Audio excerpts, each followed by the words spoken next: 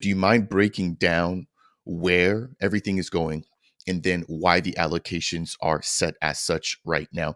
It looks like we've got 50% going towards the treasury, 25% going towards the core team, 10% for an airdrop, 10% for funding initiatives, and then 5% for protocol and liquidity. Again, to be fully transparent on my end, when I first reviewed the website, one thing that I noted was that the amount going towards the core team does appear to be a little bit more, right, than some of the other protocols that I've covered. And then I was also wondering if you guys have actually already had the airdrop, because it's something that I was kind of just looking at, but I'm not sure if I've actually seen you guys kind of marketing or putting that forward. Maybe I've completely missed it, but I'll turn it back over to you, kind of just talk about the tokenomics overall.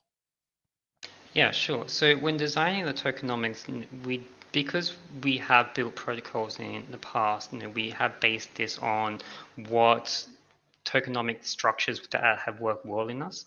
So I know a lot of people look at the 25% of the core team and think, oh, that's high. But when you actually analyze most blockchain protocols, especially on Cardano, it is around 25% on average. But the trick is that a lot of teams will split this up, for ISPO or funding. So they'll get VCs on board or they'll do pre-sales. Now, whenever you do pre-sale, where does that funding go? It goes directly to the team. So that's how we kind of look at this, where 25% is just pure token allocation. So everyone on our team gets allocated in token and then nothing else. So we're not dishing out cash tellers. We haven't done any ISPOs. We don't have any VCs. We have no private sale. We have zero sales at all. So everything that we are doing is just pure sweat equity. So we're taking on a big risk. Is this actually going to work out? And so if we're going to be taking on this risk, we do want to make sure that we get well compensated for that. So that's why we have 25%. We think that that's pretty fair. Now we have 50% allocated to the treasury because we want to make sure that this is sustainable for the long term. And we don't have any kind of plan specifically about what that will go towards. But we have some ideas of we can have staking programs and incentives, but this is really going to be up to the DAO. So that 25% for core team is just a get to full decentralization. And then when there is full decentralization and the team is fully vested, we'll have 50% that is allocated for the future. And that would be like the future team that is continuing on the development. Now, 10% towards the airdrop. So we did do the airdrop the very first day that the protocol was launched. So we launched the protocol alongside the token because originally the token was necessary to use the actual protocol. To do a swap, you had to have the Mynth token. Since then, we've introduced what our version of Babel fee, so you don't actually need the token in your wallet. The token becomes kind of a behind the scenes thing.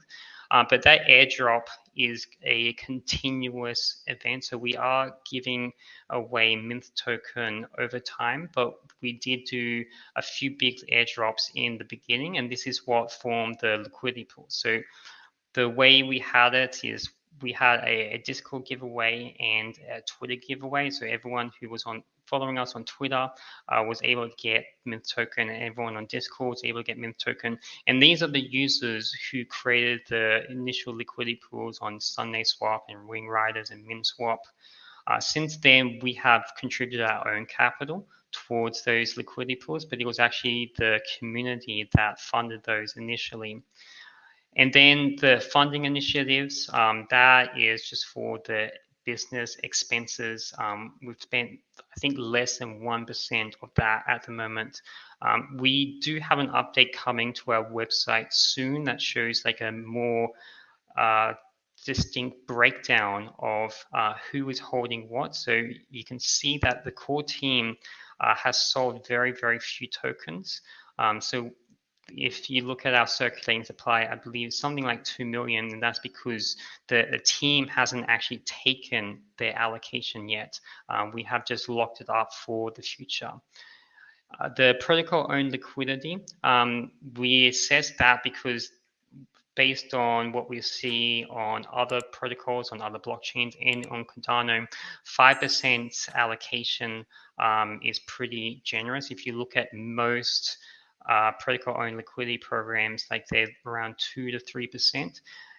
This was initially a part of our Mynth T initiative, where users could kind of do liquidity bonding. So they put up some ADA and they get Mynth token, and then that goes into the MinSwap liquidity pool, and then that is then moved to the DAO Treasury. So you can actually see on chain that the DAO Treasury owns 99.9% of all the liquidity that is available at the moment. So hopefully that gives you some more insight into our tokenomics.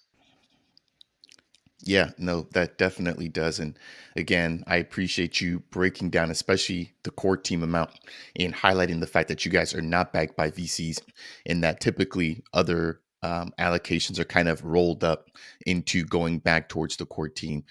Really solid explanation there. And again, thanks for the clarity surrounding the airdrop and how that's still ongoing, even though the majority was given out at the actual launch of the token.